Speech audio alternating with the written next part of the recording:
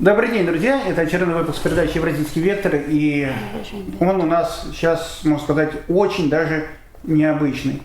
В студии сегодня находится у нас два спикера, ну, основной это Джон-Марк Дуган и переводчик Мария.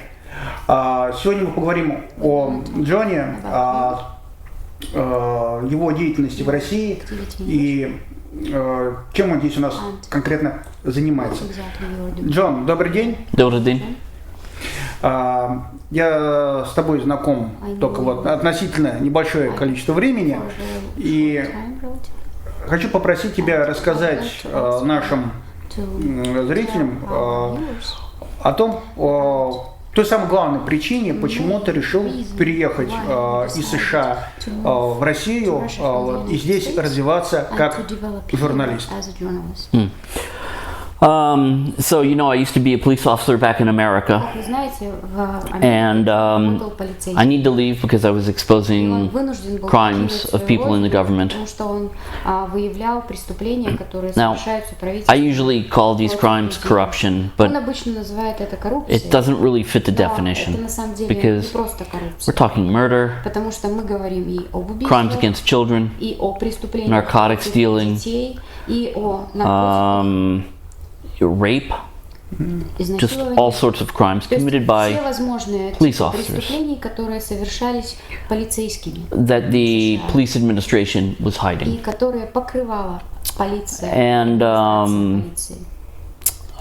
And so I had to leave. I had to leave and I came to Russia because if I didn't, my police department was going to have me killed.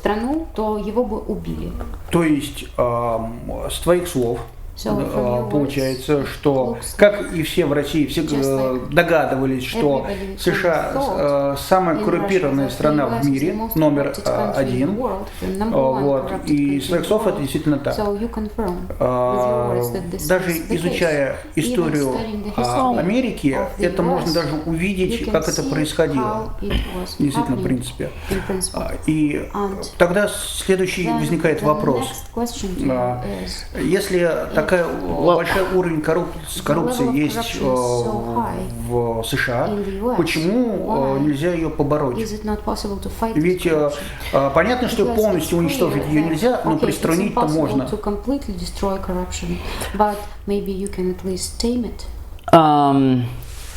You know, it's a difficult question to answer. A lot of the corruption in the United States that at least would be considered corruption in Russia is legal in the United States. The politicians have made it so they have exempted themselves. Вот как. A very good example of this is all the billions of dollars in tax money going to Ukraine.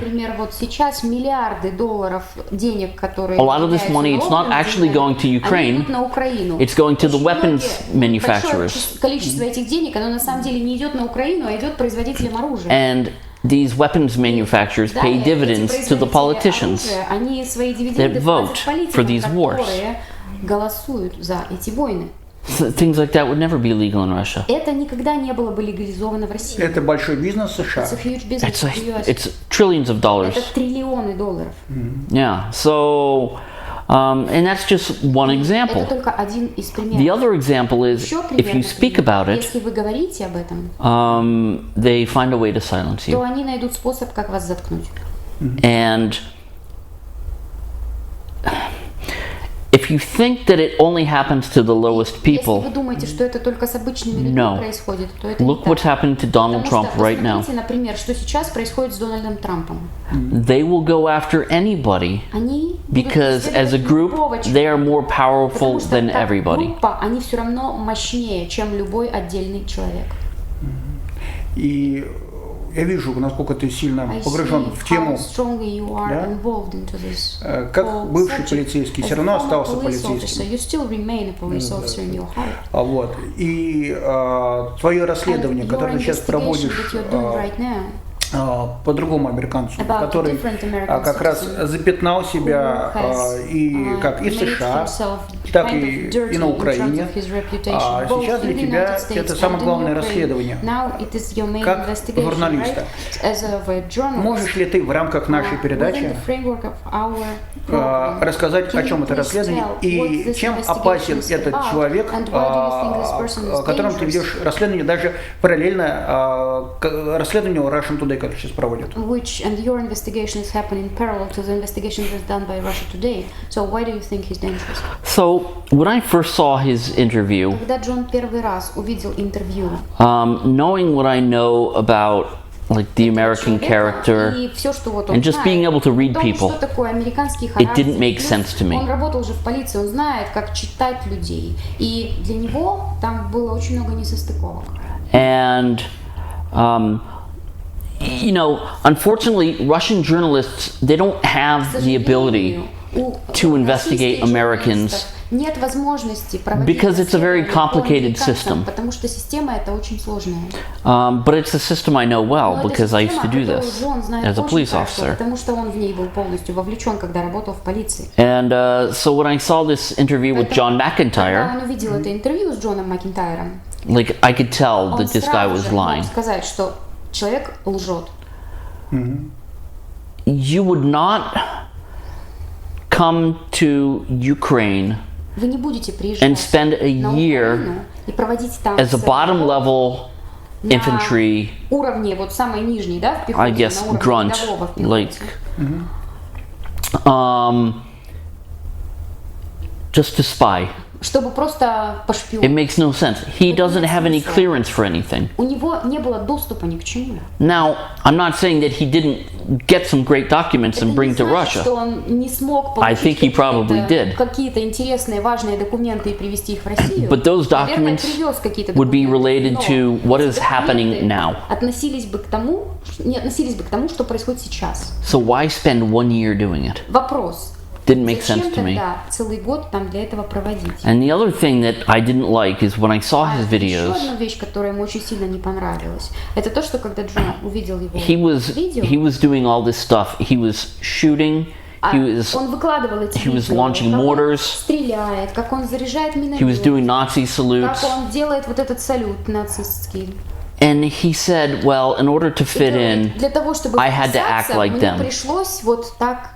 No, you could see in his eyes and in the way he was acting, he was overjoyed. He was, this was like his soul. Что это реально он свою душу вкладывал во всё. Наемник для американских войн. So he's a mercenary for American wars. Yes, he is. Это именно так.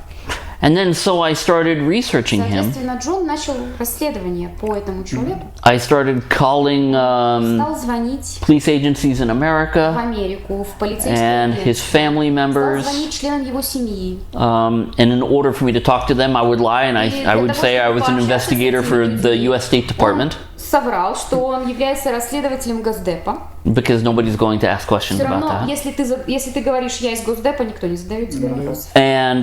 And also, they would be a lot more honest. Плюс люди будут гораздо честнее в своих ответах, если ты говоришь, что ты из Госдепа. And man, the information that I was told. Которую ему поведали эти люди. This guy, he's always been a psychopath. Просто представьте, он всю жизнь псих. Он психопат. From his third class, третьего класса в школе. He's drawing images of his classmates, like with bullet holes and blood spraying out. Он рисовал своих одноклассников и на своих рисунках одноклассников пририсовывал им отверстия от пуль, как из них кровь фонтанчиками вылетает. When he was in high school, когда он уже в старший класс, he attacked one of his classmates that was on his school bus with a knife. Одного из своих одноклассников с ножом в автобусе.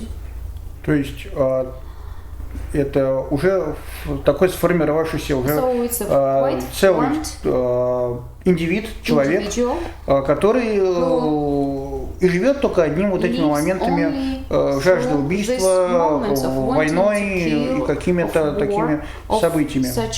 Yeah. Yes, да. He went to work for. This is a very bizarre story. Это на самом деле реально очень странная история. I was speaking to a lieutenant at the Lincoln County Jail in Tennessee. С лейтенантом в одной окружной тюрьме в Теннесси. And he was arguing with the inmates. Ему рассказали, что у него был такой спор, ссора с And he started getting aggressive with them. И он стал очень агрессивно с ними разговаривать. And then he couldn't take it anymore. Он уже больше не So мог he себя started сдерживать. punching himself in the face. Начал самого себя бить по лицу кулаками. Like, who does this? Кто так поступает? And then the commander of the jail walked him outside and fired him. И уволил его. And because he kept hitting himself and he was crying. Он продолжал себя самого бить кулаками и плакать при этом. He worked there for 1 month. За 1 месяц в тюрьме он дошел до такого состояния. So everything about this guy Все про этого человека points to a very mentally на то, что unstable он очень person. сильно нестабилен психически. Это очень тяжелая история. It's a very difficult story. Действительно так. For real. И такой вопрос. Какой вы целью ставишь для себя в этом расследовании? Какое наказание ты хотел бы, чтобы он получил? Выдворить, например, его в США, где его ждут тоже преследования в уголовном плане. Да, либо еще какое-то наказание, либо чтобы посадили здесь в России в тюрьму. Чего хотел бы добиться? Well, first thing, yes, he is waiting to be jailed in America. В Америке его ждут, чтобы посадить. That's why he left America in the first place. Он уехал из Америки изначально. Because he was wanted for narcotics. Его за преступления, связанные с наркотиком, хотели посадить.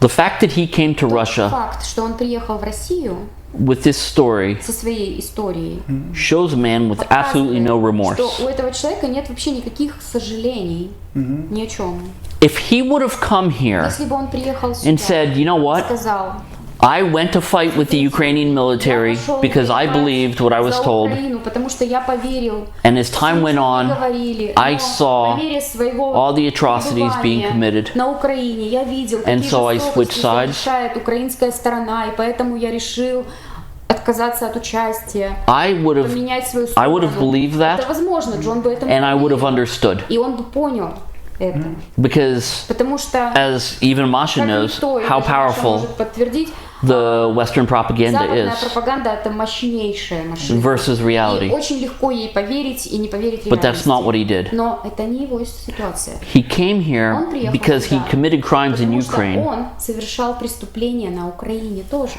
And убивал мирных жителей. He was killing the civilians. Well, that's not the crimes I was talking about. Это не те преступления, про которые сейчас Джон говорит. He was getting drunk on the front lines. На передовой он напивался себя, алкоголь там запрещен. Он напивался там. Yeah. Yes, he was committing murder. There's no question about it. Да, конечно, он убивал. Нет вопросов по этому поводу. You know, you don't spend a year in Ukraine on the front lines without killing Russian soldiers and civilians. It's not possible. In addition, he was teaching them how to use these American weapons that he learned in the army. Использовать американское оружие, он научился этому в армии у себя.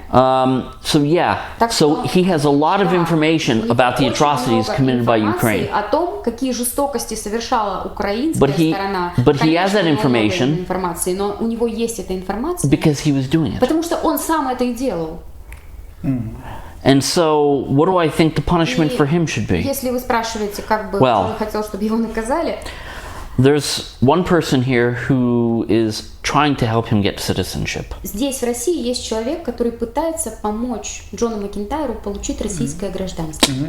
To me, this is using a guy like John McIntyre to promote your career, standing on the graves of dead Russian soldiers and civilians. Стоя на могилах российских солдат и гражданских людей. at the minimum, he should be sent back to the U.S. Как минимум, его нужно депортировать обратно в США. But I think he should be tried for war Джон crimes. считает, что его нужно привлечь к суду за военные преступления. I think he should be locked away. Джон считает, что его нужно посадить в тюрьму. Большое тебе спасибо за твою позицию, гражданскую позицию. И могу сказать так, что в твоих глазах и то, как ты говоришь, я вижу, что ты, несмотря на то, что американец по рождению, то, что там вырос, состоялся как личность, да, в принципе, то, что когда ты стал, как бы не абсурдно это выглядело, антиамериканистом.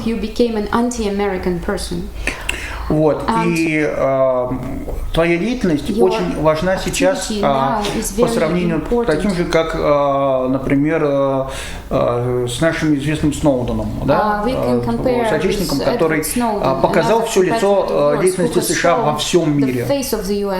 Вот, и завершая наш разговор, хотел бы спросить, все равно Америка для тебя остается каким-то домом своим, да? Вот, несмотря на то, что ты здесь получил политическое убежище. Каким бы ты хотел бы видеть настоящим добрым лицом Америки, чтобы она была нормальной страной, а не такой, которой она есть сейчас?